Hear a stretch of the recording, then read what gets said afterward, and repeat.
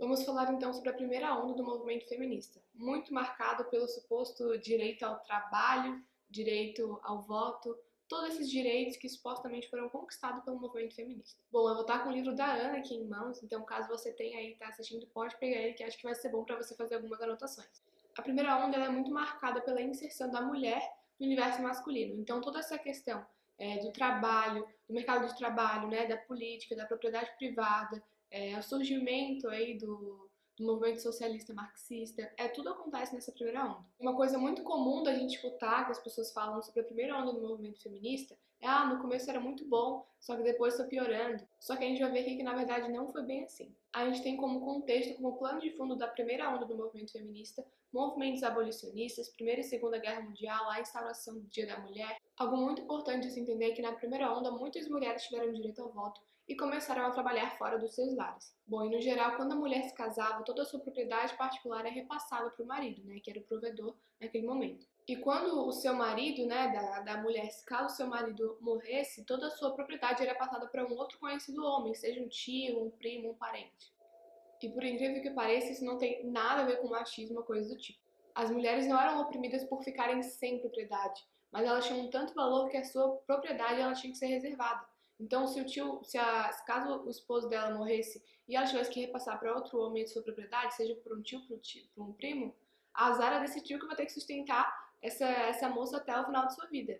Ou primo, enfim. Bom, para a gente tornar essa compreensão da primeira e da segunda onda do movimento feminista mais fácil, a gente vai usar o ano de 1848, que foi quando surgiu o primeiro movimento sufragista em Seneca Falls, onde essas mulheres sufragistas estavam totalmente coligadas aí ao movimento abolicionista. Bom, era uma questão muito desumana, permitiu que os negros continuassem sendo explorados e escravizados naquela época, então o movimento abolicionista surgiu com muita força. Algumas mulheres simpatizaram com a causa e decidiram introduzir algumas reuniões em relação a isso. Então começaram a participar de reuniões, eventos do movimento abolicionista e foi onde as mulheres começaram, né, a entrar no meio político. Alguns pontos que a gente tem que falar sobre todo esse movimento sufragista, enfim, que muita gente tem essa impressão de que é um movimento cristão, por acontecer em algumas igrejas, mais modesto, enfim. Mas é muito importante a gente entender que ali entre o final do século XIX e o começo do século XX, muitas pessoas se declaravam cristãs. Até hoje, né, a gente fala aí como cristão de IBGE, muitas pessoas se declaram cristãs, mas muito dificilmente agem como tal. Por isso é bom a gente entender que sim, eram pessoas cristãs, mas com totalmente ideais anticristãos,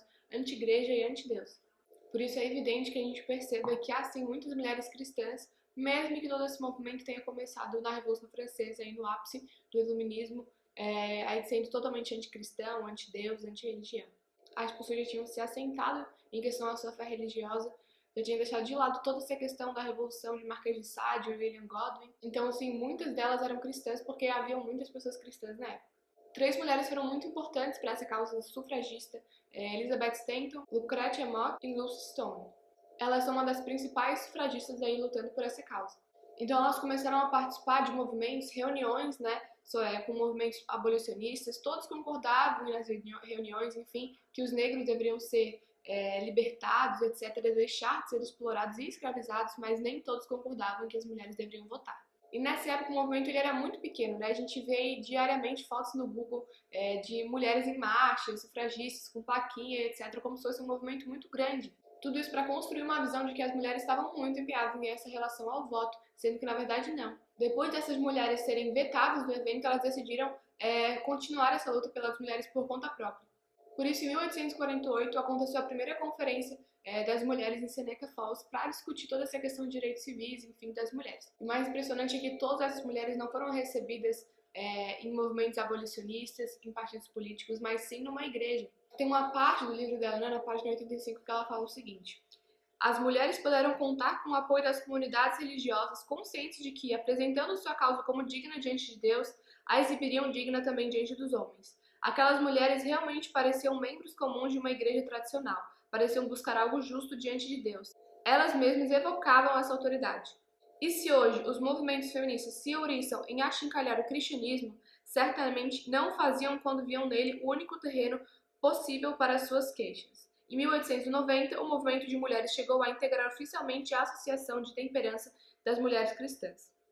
Então, nisso a gente já pode ver que lá no início do movimento feminista, as mulheres, as sufragistas, Elas foram rejeitadas pelo movimento abolicionista por partidos políticos, menos pela igreja. Bom, em 1848, Elizabeth Stanton e Susan Anthony foram coautoras de um documento que foi enviado à igreja wesleyana, onde todas as mulheres daquele grupo estavam reunidas. E nesse documento, lido em frente a toda a igreja, estava escrito o seguinte: o homem permite à mulher, na igreja, assim como na sociedade, uma posição subordinada, afirmando autoridade apostólica para sua exclusão do ministério na aplicação pervertida das escrituras. Então, nesse primeiro evento em que elas podem realmente fazer um discurso, enfim, à frente da igreja, elas já vão e dão toda uma contestação nesse quesito religioso. Além disso, desde o início, todas suas pautas eram totalmente anticlericais, anti-igreja, onde atacavam a ordem e os costumes da igreja. É verdade que pode ter, sim, entre aquelas 300 pessoas na convenção de Seneca Falls, cristãos ingênuos que foram ali com uma boa intenção? Sim. Isso, na verdade, é algo muito provável de ter acontecido. Porém, esse caso específico de Elizabeth Stanton, que desde o início foi uma das primeiras a lutar pelo voto feminino nos Estados Unidos, enquanto líder, ela era totalmente anticlerical, anticasamento, e isso a gente pode se ver repetindo não só nela, como em outras teóricas feministas também.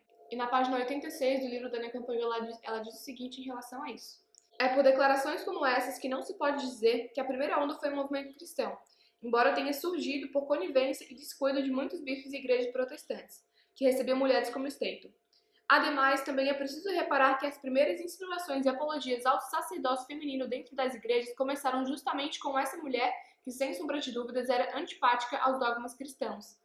Até porque a gente percebe, não só na Bíblia, Jesus sempre diz que o sacerdócio dentro da igreja sempre teve uma imagem masculina. Tanto é que só existem padres, bispos, cardeais e papas homens, E tem mais uma citação que eu acho de extrema importância falar para vocês, da Elizabeth Stanton, onde mostra, que mesmo ela se dizendo cristã, ela foi uma líder do movimento sufragista nos Estados Unidos que de cristã não tinha nada. Em 1898, Elizabeth Stanton lançou aí a sua Bíblia feminista. Só por isso ela já demonstrou aí uma total falta de respeito, aí com o cristianismo, porque ela quis alterar a Bíblia. E na página 87 do livro da Ana, ela diz o seguinte em relação a Stanton: começou com a reforma do casamento e do sufrágio e então migrou para a religião. Stanton desenvolveu suas crenças ateístas enquanto ainda muito jovem. Então Stanton diz o seguinte: vejo como um dos piores crimes obscurecer a mente dos jovens com essas superstições tenebrosas e com temores do desconhecido e daquilo que não pode ser conhecido. O que seriam essas superstições tenebrosas? Seria o inferno, o céu, os pecados? Ela era total uma mulher que desprezava o cristianismo. Por isso que quando dizem que o movimento sufragista surgiu por mulheres cristãs, religiosas, enfim, isso é pura mentira, porque a gente consegue ver que desde o início do movimento sufragista as mulheres já eram anticristãs. E por último, em relação a Elizabeth Stanton, quero falar sobre uma frase que ela disse aí na sua Bíblia feminista. Ela diz o seguinte: a Bíblia e a igreja sempre foram os maiores obstáculos para a emancipação feminina. E não só isso, no seu livro, na sua Bíblia feminista, ela diz o seguinte, que o casamento era análogo à escravidão e que maternidade não passava de sofrimento, angústia e dor.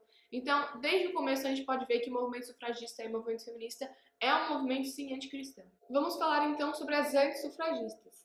Isso é uma das coisas em que as feministas amam esconder e botar ali pra debaixo do tapete, fingir que não existiu. E a primeira verdade que a gente vai falar aqui de cara já é que existia sim um movimento de mulheres contra o voto.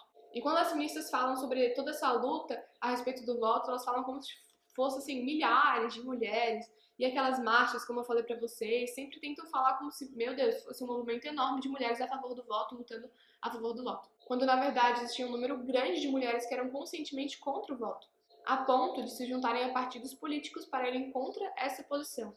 E se isso parece algo impossível para você, eu quero que você tire um tempinho aí para pensar quantas mulheres ao seu redor, mãe, tia, prima, realmente se preocupam e têm aí essa questão de, assim, buscar por um engajamento político. E que realmente, de todo o coração, se preocupam realmente com o tema. E se você achar, pergunte para elas o que elas acham sobre voto, sobre toda essa questão da luta pelo voto. Mesmo o voto já sendo conquistado há um tempo, muitas mulheres nunca nem pensaram a respeito disso. Hoje em dia mesmo, muitas mulheres apresentam uma resistência grande à política. Tanto é que, durante eleições, os partidos políticos têm que ter uma cota de 30% de mulheres, pelo menos. O que já é muito difícil. Eles têm que cumprir essa cota e eles tentam até o final das eleições buscar mulheres para cumprir essa cota de tão menos interesse que as mulheres têm comparado aos homens em relação a isso, a política, enfim. O número de mulheres interessadas pela política é muito menor comparado aos homens. E eu vou dar alguns exemplos para vocês onde isso pode ficar bem claro. Um exemplo. A maioria dos usuários do YouTube são homens. Sim, eles têm vários tipos de vídeos diferentes, mas a grande maioria são de notícias, histórias, política. Já o Instagram, que é mais uma rede social aí de estética, beleza, foto, vinculada à aparência, etc., é uma rede social onde tem muito mais mulher. Então, nisso a gente já pode ver como sim, homens e mulheres são diferentes, né? Então, se você imagina que hoje em dia, em 2020, as mulheres, mesmo assim, não estão se preocupando em relação ao voto, etc., imagine 1850 ou 1910.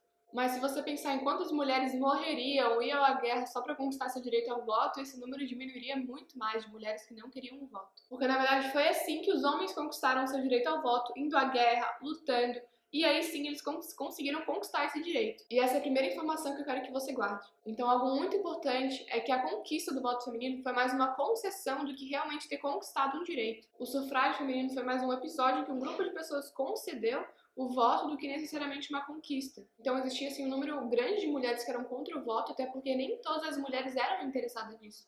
Tanto é que Susan Anthony, uma das grandes líderes do movimento sufragista, diz o seguinte: na indiferença, na inércia e na apátia das mulheres encontra-se o maior obstáculo para a sua emancipação. E o que isso quer dizer? Anthony, ela não está falando que o maior problema para as mulheres conquistarem o voto é o machismo, o patriarcado, não, nada disso. O que Anthony está querendo dizer é que o maior problema é o desinteresse das mulheres em relação ao voto. Então, na grande maioria dos países, o direito ao voto estava totalmente a ver com o dever de você servir a sua pátria, defender a sua pátria, que era o que os homens faziam naquela época. Então, foi dessa maneira que eles conseguiram conquistar o seu direito ao voto. É porque em todos os países, todo homem que tinha o direito de votar, ele tinha também o dever de servir ao exército. Em boa parte dos países, muitos homens tinham esse dever de servir ao exército e não tinham esse direito de votar.